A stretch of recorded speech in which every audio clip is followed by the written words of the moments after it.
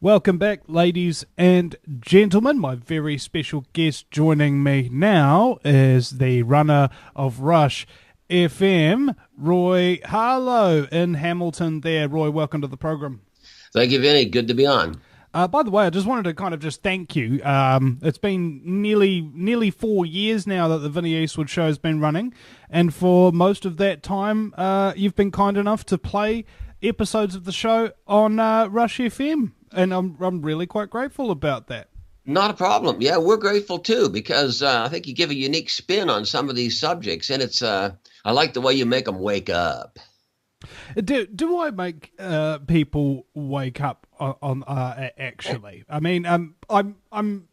Well, let me just paraphrase for you. You're not friggin' free.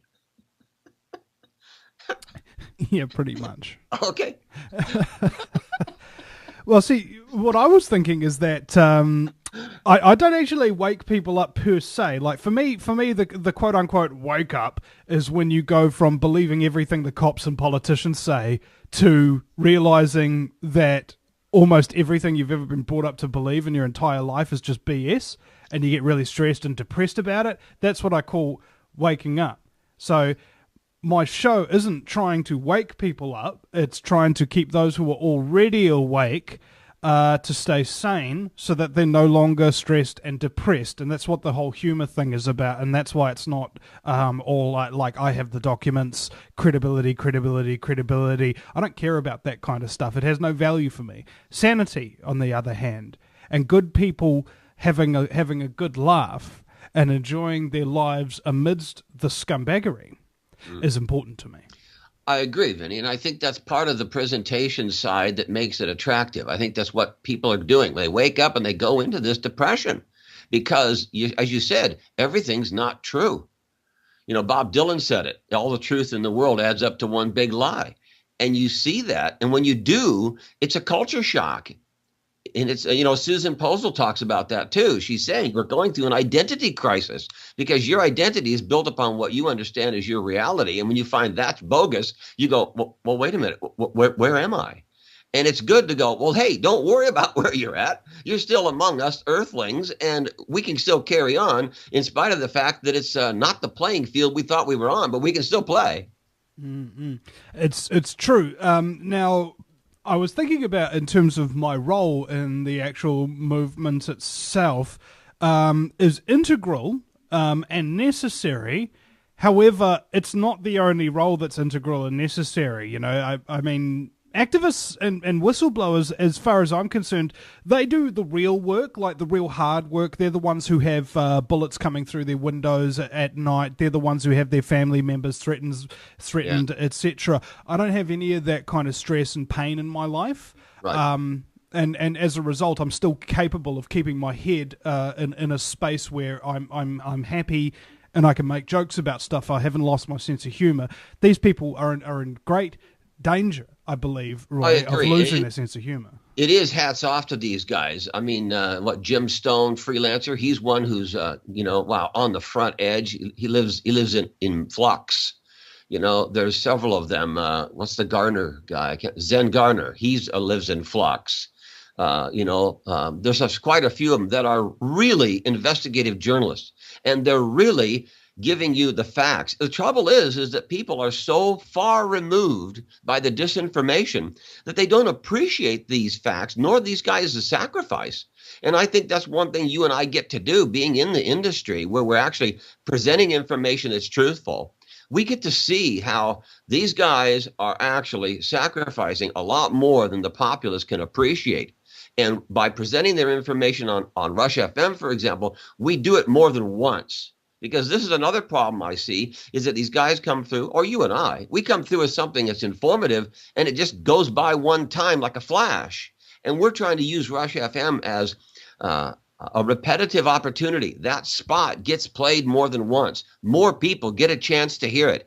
And it brings a unity in consciousness. I get this all the time on our emails and people calling in the studio. They're going, oh, I thought I was alone. Everybody's telling me I'm crazy. You're just a conspiracy theorist, yada, yada, yada. And then they find Rush FM. They listen to Vinny Eastwood and they go, I knew it. I knew it. And they feel like they just joined a crowd, a family of people that are informed, and they felt an emptiness, a loneliness. But in their heart, they know this is not right. Something's really seriously wrong. So you just encapsulated the one of the best reasons for the existence of the Vinny Eastwood show, not just helping the activists or anything, but the listeners themselves. I mean, mate, feeling like you're alone amidst a sea of brainwashed morons isn't fun, is it? No, it's not. And we all get to experience it together. Yeah, especially if you're in Hamilton. Well, no offense.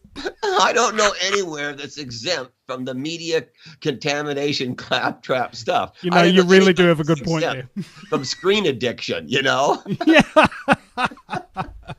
And in fact, you know, that's something that comes to mind a lot recently is just how much time we spend in front of screens. I recall yesterday watching a video that was posted on YouTube that is telling people that YouTube is ruining your life.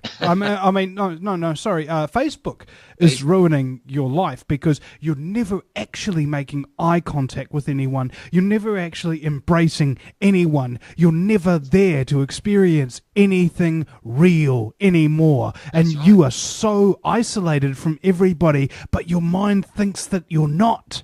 Right. Agreed. That's the illusion. I agree 100%. We're doing something right now on Rush FM. We're bringing in texting.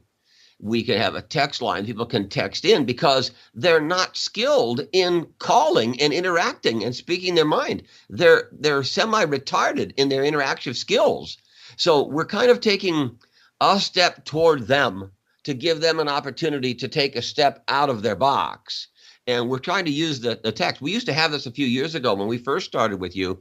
We had a text method, but it was kind of contamined, and so we dropped it. And now I'm just reinstalling it on a new platform so that we can. These people have free texting on their phone, and they're living on their phone. It's the most amazing control over the human mind to have the guy carry his own control device around with him. You know, wow, what a coup that was. Yeah. Oh, mate, none are more hopelessly enslaved than those who falsely believe they're free. I have an iPhone, I'm free. Really? That's right. Does that iPhone by chance track you wherever you go and send all the information back to the NSA so that they know everywhere you are and automatically record all the microphones and video footage that's coming out of it and gets data logged at the NSA complex in Cheyenne Mountain? Is that freedom? Is that absolutely really not? And they turn around and rely upon it for their source of information. You say, oh, how do you do this particular calculation? They go, oh, hang on. They turn their back to you and Google it. You know? Nobody knows it, eh? In fact, this comes to a very interesting point. I had a conversation with a former university student the day before yesterday, and he said that his final exam in university was a very interesting one. They didn't have it in a class. They had it at the National Library in Wellington, and the lecturer says, okay, everybody, you have 3 hours. Open your envelopes. Everybody's got a little envelope and stuff like that. They're all sent to the National Library. And inside every single envelope is a different topic, completely unrelated to their current field of study. Right? And he says, you are now at the National Library. You have a topic. You have 3 hours to write a 1,500-word essay on this topic, which you currently have no familiarity on. I don't care what you're capable of remembering, what you're capable of regurgitating, what you're capable of repeating, because it means nothing. When you go out into the real world, this is how it is. You have to know how to find information by yourself without anybody's help, even without the internet on occasion. This Wonderful. is your job. And I was like, wow, that's real. That is university, the way it should be. Great. Unfortunately, well, this is the point, isn't it? The younger people, I mean, if there's even a category, I guess I can't say that, categorized, but the people, all right, they're not able to interact. They're not self-educating. They're not being educated. They're actually in this little teeny circle thing they're doing. Their lives are get up, go to work, come back, watch the TV, go to bed, get up. It's just a cycle, and they have their little variations in it all, but they're all humdrummed into their own little cul-de-sacs. Well, So where's so the interaction? Where's the knowledge? Where's the sharing of learning and caring? That's another thing that's falling down, is people caring about each other. Isolation's really important in prison discipline. When you have prisoners True. that are acting up and what have you, you punish them by sending them into what? Solitary confinement. Yeah. What happens to somebody when they suddenly become a conspiracy theorist and they realize everything's a lie? What happens to all their friends? They put you in solitary confinement. Yep, that's right. All right. That's what And happens. these iPhones, that's almost what they're doing. It's back to the Simon and Garfunkel, crowds of lonely people. And they are. You see photos of it now, a sidewalk full of people walking to school, and they're all glaring at their phones. They don't even know who's with them or around them. They're totally alone in their phone. Yeah. So it's really good to be broadcasting. And, you know, our listenership has increased a lot. Our hits on our website is just increasing really well.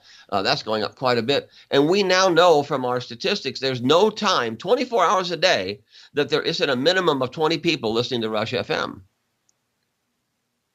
Now, can I ask you as well, what motivated you specifically to get Rush FM started? I mean, you kind of...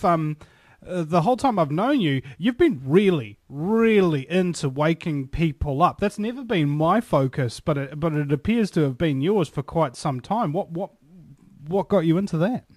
Well, I guess a combination of things, as it usually is. I was involved in radio. I have been involved for almost 12, 13 years now, and I was doing a show at a community radio, a agriculture program, a midday farm report was called, and I was outside the box. I was not going down to pork weights are up and there's sheep costs and lambs are all that. I gave that crap a miss, and I was talking about environmental and self-sufficiency and sustainable farming. That's all I talked about for 7 years, and I worked that up as another type of education, because the farmers are still going, oh, organics, that's hippies and beads and sandals. You don't really take that seriously. But yet the data was showing that the people who were going for natural farming practices were outstripping the chemical stuff by miles. So that kind of put me on an informative basis. Then the other side of it is I have a pretty strong spiritual background. And from a spiritual point of view, you can actually see what's going on from the Illuminati concept down. They're trying to remove any type of faith and determination in us as individuals.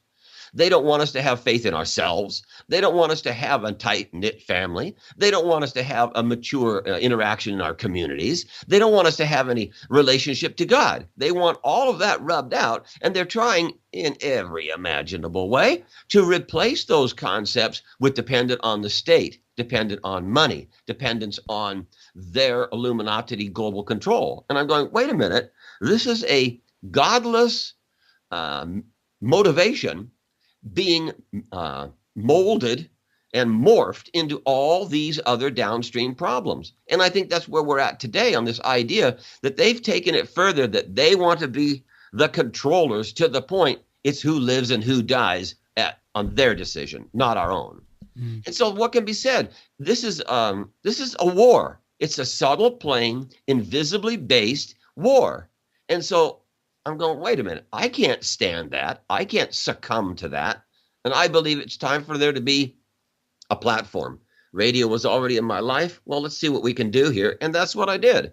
I started working. I took a station that was a mess, a total unbelievable mess. I can't even describe to you all the horrors that was going on in the studio. I mean, the stripper pole was in the studio, and I took a trailer load of beer cans and cases and rubbish out of the studio. So it was a real mess. They were tagging the wall inside the studio and all that. So it was a real mess. And I took it and shook it down and cleaned it up and started to find out, well, what is it that I'm going to get?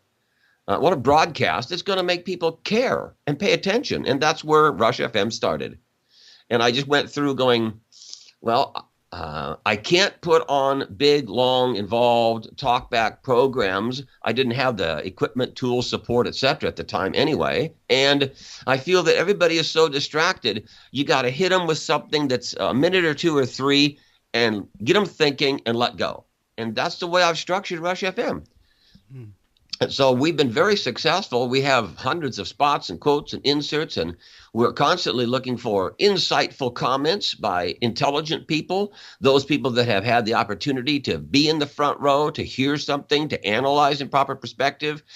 They've come forward relatively articulate and given something that the people can identify with. Yeah, that's true. I mean, I'll say one very short one here. We have a very short spot that says, if all dollars aren't taxed the same, it's not a level playing field. So that's just a simplistic thought. And it goes on from there to sometimes 3 or 4 minute discussion about a particular topic or subject. And well, we've hit the nail on the head. The people are coming back to us going, man, there's so many things that makes me think on Rush FM. And I go, that's what we want to hear. Mm-hmm. Of course, because I think, what was it? I went out to a protest in Pukekohe to protest John Key, who was visiting out there at the time. Uh-huh. And a police officer came up to us, stopped me from protesting, and we talked with him for about 20 minutes after only protesting for 10, and the video got tens of thousands of hits, right? Nice conversation with the cop. It's always fun doing that. Yeah. And on my way home, my volunteer for the day, also named Vincent, asked me, Vinny, why don't you take things more seriously? Why don't you try and report things with credibility and such and such? And I said, well, think about this, man. How many people are there doing that already out there?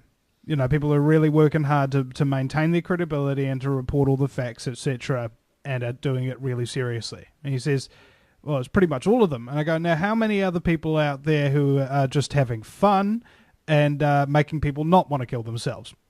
He goes, well, basically it's just you. And I go, okay, so what you're really asking me is, why don't you want to be like absolutely everybody else and not be original in any way, shape, or form, Vinny? It's like, well, I think there's an obvious answer to that, because I don't want to. That's right.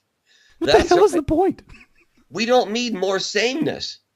We need the outside the box. Sameness always produces the same result. It's those of us who are outside the box, looking at it from a different point of view, have another take on it, and are presenting it in a unique fashion. Those are the ones that actually make people stop and think, well, wait a minute, this is sameness. I can't be bothered with that kind of stuff, really. I mean, it's when was the last time you had an original idea? I like to ask people. And the answers are usually not good, bro. And he turns to his girlfriend and says, when was it, dear? Yeah. Because if you're a guy, you can't remember nothing. No, hell no. And she says, the last time I gave you one. So yeah, we're in a situation where we have to take an outside-the-box perspective so that people can be not necessarily shocked, but kinda out of the concept that this is just another report on the same subject. Because there's very serious shit going on. It's amazing how the spin is absolutely the opposite of the truth now. I mean, it used to be they had some bit of truth put in there with a little bit of lie, a little bit of deception, a little bit of word jugglery, and it formed their article or their conception of how to control humanity. But now it's gotten to the point it's almost exactly the opposite of the truth every time you look deep into it. And that's true. I have indeed interviewed activists before, and they told me that when they watch the news, on occasion, they play the opposite game, and it's quite fun. You just sit there, you watch a news story, and you assume the exact opposite of everything that they're telling you, and it's a really funny game because 90% of the time it winds up being exactly what's going on. Spot on. That's right. You get the real point of view if you play the opposite game. I hear you. I think you're right as rain. And I think that's part of what you get to do in broadcasting and radio. You get to give them that opposite point of view from a factual point of view, if that makes sense. You're giving them that opposite concept, but with a perspective that makes common sense. Because I get this all the time. I know you do too. What is going on in this crazy world? Anybody with common sense or a little bit of intelligence and education goes, something's really wrong. What is going on here? I got this idea as well that it's so utterly important to maintain a perspective on these things, because there's too much knowledge out there for any one person to know. This is what I've started to realize, is that I want to know as much as I possibly can. And the first thing I learned along that vein is realizing that I can't actually know everything. Yeah. Right. Which means that you have to go into life with a degree of humility, don't you? Definitely. Definitely. You have to have a degree of humility. The humility is a reflection of your own self-confidence. A person can't be humble unless they have self-confidence. Hey, that's actually a very interesting point, because when you're arguing with people, say, like, I don't know, they're arguing with you about chemtrails and saying that they don't exist, etc., etc., and you're like, okay, well, here's this video with a 15-length plane length contrail, which disappears almost instantly, and here's a video with a plane that leaves a streak from horizon to horizon, thousands of plane lengths long, and not only does it not disappear, it expands, attracts moisture from around it, and winds up covering the entire sky with a milky haze. And they go, oh, well, that just occurs under certain atmospheric conditions. What conditions? What conditions? They're right next to each other at the exact same height with the exact same temperature. The condition is denial. That's when it occurs.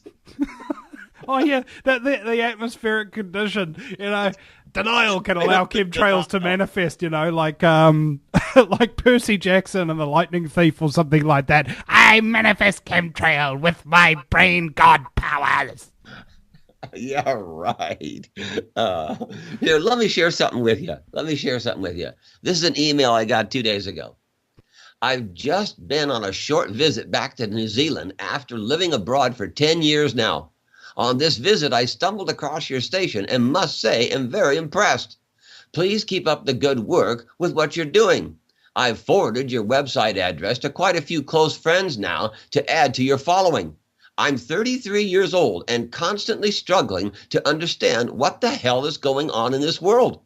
The information you have laid out is such a help with making decisions to do with health, well-being, life choices, future challenges with my kids. The list goes on. It's not pushy. It's just providing the information, which is what I want. A huge thanks again, friend Phil.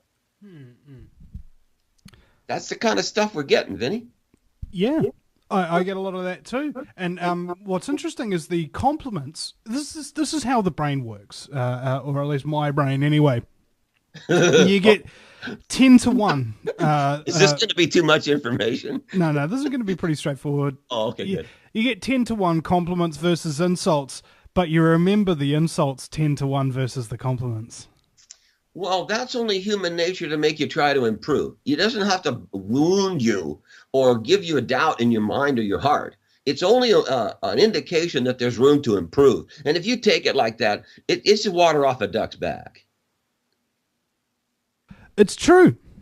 You just got to learn to cope with it and deal with it, don't you? Yeah, well, really, they have to deal with it. As you sow, so you reap. If you're a SOB and you're calling everybody anything but a good word, well, it just ruins your life. It doesn't ruin our lives. We just go, oh, well, he's got a problem. But it isn't our problem. It's his. Yeah. This is why I have fallen in love, a digital love with the Facebook block function. Somebody comes at me, block, and you never hear from him again. Oh, it's blessed. I mean, I recall as a teenager when you get the odd pimple and what have you that's really, really big, fat and juicy, and you actually get this intense, sickening fascination, pleasure by purging that thing. All right, it's very similar sensation to that, I must say. Well, what can be said, Vinny? The social spectrum of types of people, they're trying to make that all sameness, and you get two responses. The one response is what we do. We try to inform. We hold on to our individuality. We try to be constant and self-confident and do the best we can. And then there's the other people that get angry, agitated, full of hate. They just can't stand what's happening to them. But see, they don't understand. It's more a knee-jerk for them. Ours is more a intellectual repercussion. This is true. Roy Harlow from Rush FM in Hamilton, ladies and gentlemen. rushfm.co.nz is the website. You'll listen to the Vinnie Eastwood Show at the VinnieEastwoodShow.com. There's Vinnie with a Y, because it's the most important question, and Eastwood hasn't go ahead, make my news. We'll be right back.